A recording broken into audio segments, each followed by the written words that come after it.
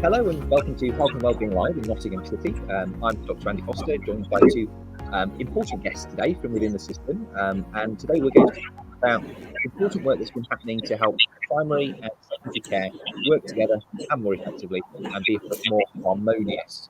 Hi, Andy. My name is Alun. Harcombe. I'm a Deputy Medical Director at Nottingham University Hospitals. I'm Husein Mawji. I'm a GP in Nottingham City, and I'm also the Clinical Director of the Nottingham City Place-Based Partnership. Okay, that's great. And I'm Andy Foster, so I'm the Deputy Clinical Director at Place-Based Partnership and work with the Federation, so just so people know where I am coming from as well. So primary secondary care interface. I guess, Alan, I'm going to ask you first, what is this and why is this work important? Thank you, Andy. Well, it's essentially a weekly informal meeting of colleagues from primary and secondary care.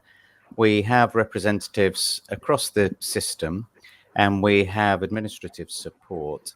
And that's the what is it, but how it works is it's essentially a forum in which we will come together and discuss issues of mutual concern and try and address them if we can immediately. And if we can't, work out who can help. And if someone can't help, well, we can devise a work program to deal with an issue. And it's intended to remove some of the friction that might arise when colleagues have issues and try and deal with them one-to-one when actually they may be structural or systems related. It's a good explanation. Husein, anything to add in terms of why this work is important? Because I know you were involved right at the beginning. So did this sort of speak to address any particular problems, or why is this important and where did this come from, Husein? So I think it's important to recognise that there is friction in our system. For many, many years I've noted some friction between primary care, secondary care, but at the end of the day, we're all one NHS looking after the same patients. Consultants and GPs, we all went to medical school together, all trying to look after the same patients and achieve the same population health goals. And very much has been a question of trying to move away from the them and us culture that sort of predated the pandemic to us being colleagues working for one system. In terms of how it came about, so this work started August, September 2021. If you think back to, we're in the throes of the heady days of the pandemic where we recognise in primary care that because of our response to the pandemic, lots of our long-term condition management had fallen heavily behind. We have patients with diabetes, with hypertension, with heart disease who we'd not managed to review or fulfil our commitments to their long-term condition management. In secondary care, that they were struggling with long elective backlogs, long outpatient backlogs, struggling with emergency and urgent care backlogs as well. So this all came about with a fairly open and honest meeting with no terms of reference, no agenda, no governance, where clinicians from secondary care and myself and colleagues from primary care met. We talked quite honestly about what our challenges were. There was none of this sort of hiding or secrecy about, no, we're fine, thank you very much. We were very honest about how we were struggling. And there was recognition, there was almost a light bulb moment of, we're all struggling with the same problems. There must be things we can do to support each other that wouldn't require a lot of investment, but would smooth that interface. And really what came from that was, I referred to it at the time, and I still do, as my favourite meeting of the week, where we would just get together, we talk about the issues of the day, and sometimes the longer term issues, try and figure out what we could fix there and then, and if not, what we could work towards fixing over time. And it very much felt like a collaboration rather than being scripted or being agendaed or having been sort of given to us by an organisation or by NHS England or by an ICB to do. We were just doing it ourselves as partners. Alan, when we were preparing, you spoke a little bit to some of those sort of frictions and some of the importance of sort of breaking down barriers, building trust and relationships. I just wondered if you had anything to speak to some of those softer sort of people problems that might have been encountered at the beginning. Thank you. I think one of the issues that we were able to help with to a great extent was the if you like, the lack of understanding on the part of secondary care colleagues of the working life of GPs and others working in primary care, the pressures that you're under and the things that you have to deal with. And that actually gave us insight into there are things that we could do that might cost us some effort, but it's a small amount of effort compared to the amount of workload that would be shifted into the community if we handed it off to a colleague in general practice. And that's what led to us creating the 5 things presentation, as we refer to it now, which is 5 things that NUH colleagues can do to help GPs to help patients. And this is based around a co-production that arose out of those discussions around the kind of things that we could do to make it a bit softer, rather than a GP having to write to a consultant saying, please don't send patients out without a fit note, or for a fit note for only 1 week, because it just generates an appointment for us and a need to see a patient and work out for ourselves something that you could have done yourself in a short space of time. So it was those kinds of issues that arose, Andy, that allowed us to start to address some of the workload issues that colleagues have in primary care. Yeah, that's really helpful, Alun. And I guess that leads us into what have been some of the main achievements of this collaborative working. I don't know if you have any examples of where things have helped, things that people might have seen or things that people might see coming up in the future. Husein, do you want to come in and speak to that? Yeah, so we actually have over time generated about 90 projects worth of work, and there are some quick wins. So as Alun says, the idea that we would have the hospital issuing sick notes where appropriate for the full duration of the illness, following up abnormal results and hospital tests that had been requested, rather than asking us to follow up the results. A really obvious and easy one was patients who admitted with community-acquired pneumonia. It used to be that the chest X-ray was abnormal, they were in hospital for a few days, and we would get a discharge letter saying, GP, please arrange a follow-up chest X-ray in 6 weeks to check its result. NUH has taken responsibility for that. So the hospital now, at the point of discharge, arrange the chest X-ray, which makes perfect sense. The patient has to come back to the hospital for the X-ray, and then the consultant team or the medical team will follow up that result. And if any action is required from the second X-ray, they'll take that on. And that makes perfect sense. It's following up the work that's generated from your interaction with the patient. Another thing that I think has been really helpful is that we've agreed that primary care will have a presence at the junior doctor and consultant inductions. So when the juniors rotate every 4 months, when the consultants start, either I or one of my GP colleagues has a presence there. We have a short video that we produced that's archived about how the primary care, secondary care interface work is important, some of the stuff that we expect from behaviours. And that sort of sets the scene, and it helps us to build longevity to this by generating a culture and behaviours whereby people take responsibility for their work rather than just saying, oh, somebody else will do that for me. And I think it's been a real challenge. We shouldn't underestimate the work that Alun and colleagues at NUH have had to do to bring everybody on board, and indeed the work that we have to do in general practice to socialise the fact that so much work is going on to support our colleagues in general practice. And Alun, obviously, those are some of the short-term kind of wins that we've just talked about now. But I know that there are some longer-term projects that have been running and maybe continue to run into the future. I wondered if we could learn a little bit more about those. Thank you, Andy. Well, we have a number of work streams that are in progress. We have an audit of all the discharge summaries from a 3-month period where we sampled a significant number. So there were about 7,000 tasks that came out of this audit, and we looked at what the tasks were, what the time frames were, and we worked out what the workload involved was and how different it could be if we were doing those within the trust. And we're continuing to look at the outcome of that audit, and then we will re-audit later to see what impact the 5 things have had. And we've also got a work group looking at written communications, and that includes an attempt to, if we can't make every letter exactly the same, we can standardize our approach so that our outpatient letters and our discharge letters highlight very, very clearly for colleagues in primary care whether or not there are ongoing issues, whether or not we need their help. And if there are things that the colleagues in the trust have to do to follow up results and so on, that they do them, and that it's made clear in the communication that we're going to do them. We've also got a joint production which we're working on to try and produce letters that soften any messaging back from primary care to secondary care to say, this has been an issue, we would like your help with it, as agreed between the organizations, we would like you to do this, and make it less of an emotive and create less conflict in trying to resolve issues.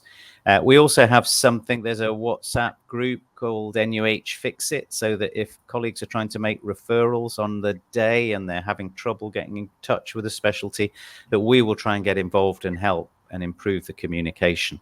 And that's leading to us thinking in the longer term about, well, how can that function be taken care of so that we minimize the amount of time? We do not want colleagues in primary care on the telephone for an hour trying to contact someone when they've got a surgery full of patients waiting to be seen. They really can't be using their time that way. So we have to facilitate a means of getting in touch for something that they feel is urgent, that makes it so much easier and so much quicker that we're releasing their time to go back and help the patients that we all want to serve. I know that you've been doing sort of lots of work to promote this agenda to colleagues at NUH, and I don't know if you want to say anything about sort of what's been communicated or how and how that's gone down.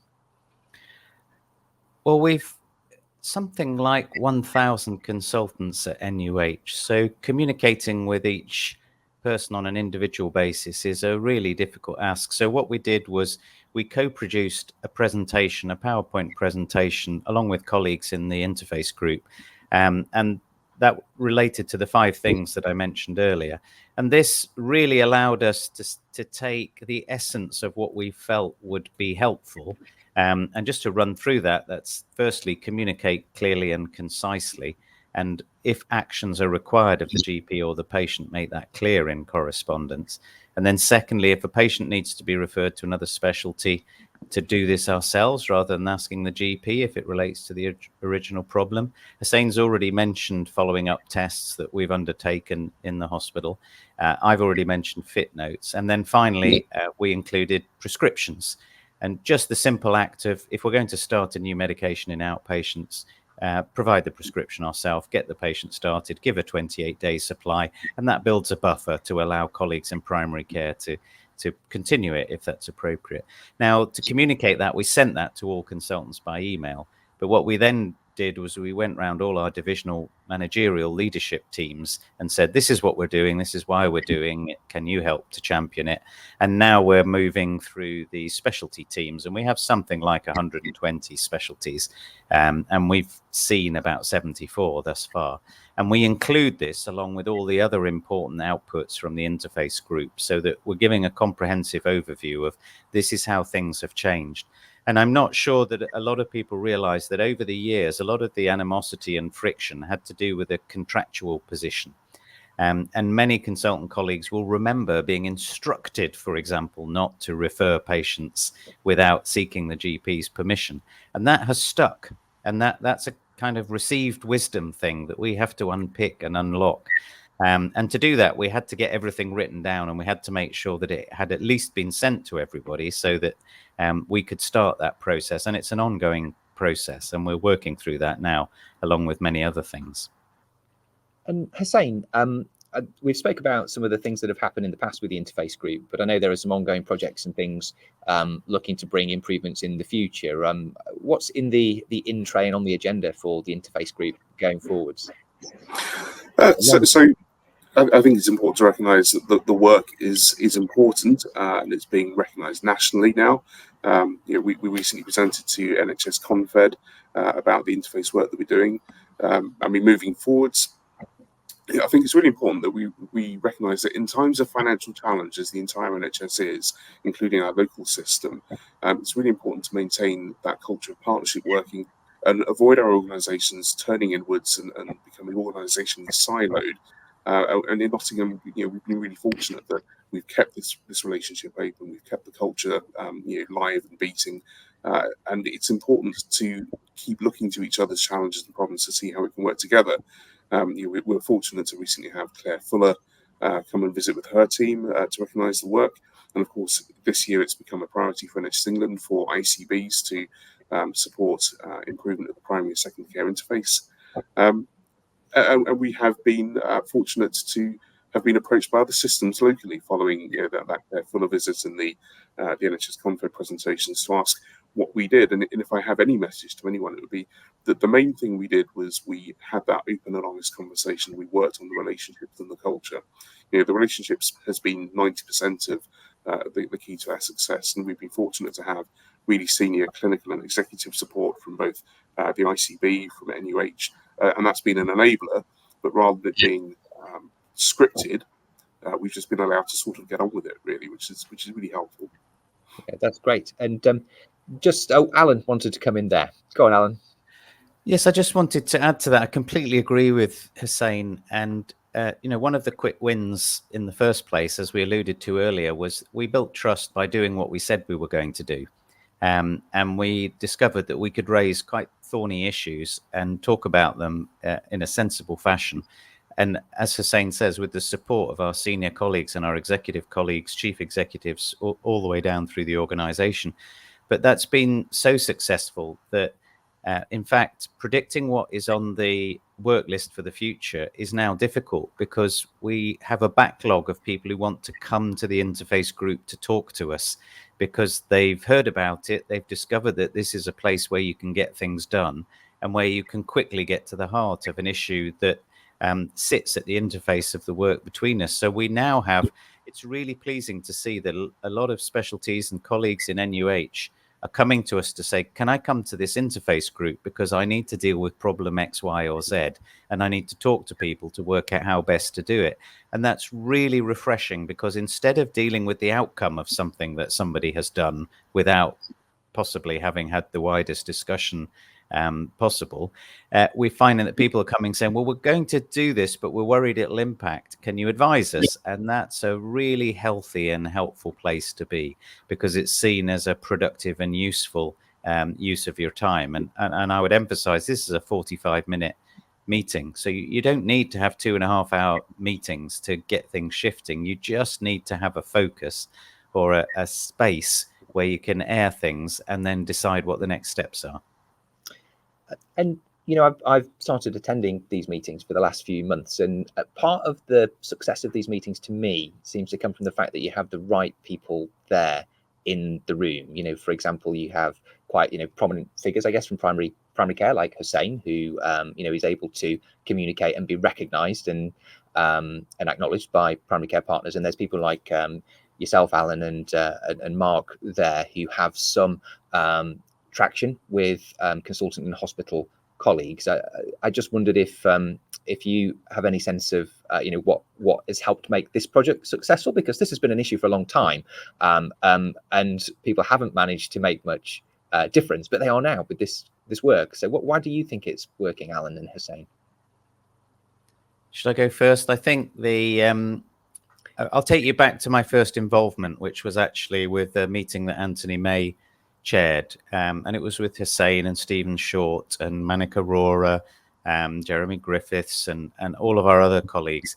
And what spoke to me most powerfully was Husein and Stephen and others describing their working day, and also describing the feelings they had when dealing with NUH, and the frustration that at an individual level, if they highlighted something, it was almost impossible to get any traction.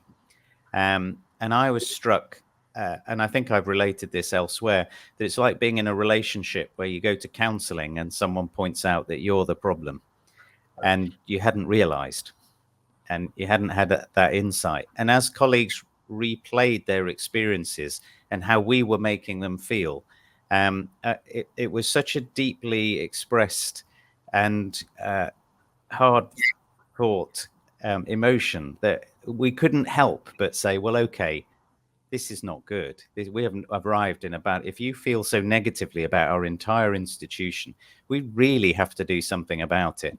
And Anthony May and Keith Girling had already, our medical director, had already set that out as a priority. But actually hearing it in person from very senior, very experienced colleagues was very powerful. And that led, I think, to us saying, okay, we are going to do whatever we can that's going to help this situation.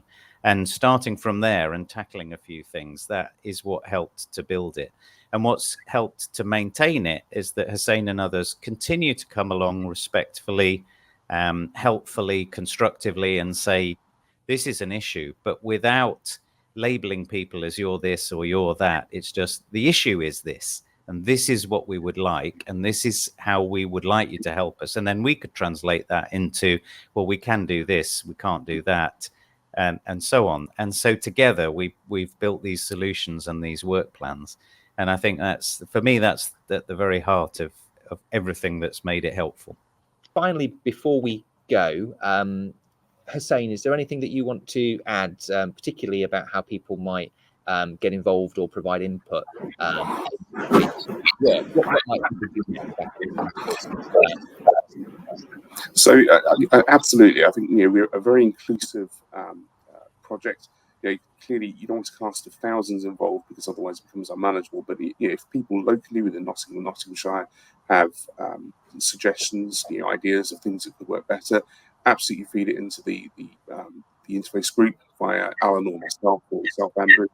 But also nationally, if there are other ICBs, other trusts, other primary care organisations that want to get in touch and learn a bit more about our work, then absolutely get in touch. We have to share what we have. The work is being regarded a little bit as an exemplar for what can be achieved, but we still have lots to do. And it's a bilateral thing. It's a dialogue. It's not just what can NUH do. It's about how can the two halves of the care that we provide in the NHS, primary and secondary care, work together better. So absolutely happy to hear from anyone that wants to either get involved locally or hear a bit more about how we work on a wider scale. That might be hopefully a fairly good place to bring things to a close. Thank you, Alun, and thank you, Husein, for joining us, and thanks everybody for listening. Thank you very much.